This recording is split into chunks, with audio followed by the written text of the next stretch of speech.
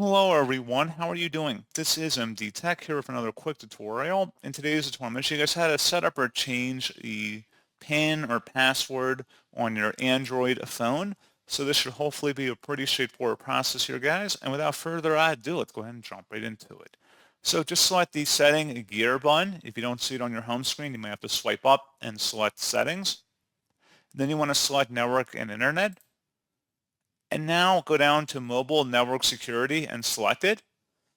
And then you want to select the set lock screen button. And then at this point, whatever password you're currently using on your lock screen, just would select it from the list. So let's say the password, for example.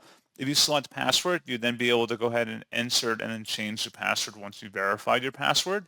So pretty straightforward process on that, guys. And you may want to also go underneath app security too, and then see if there are any additional passwords that might need to be changed down there. So like I said, pretty straightforward process, and as always, thank you for watching. I do hope that I was able to help you out, and I do look forward to catching you all in the next tutorial. Goodbye.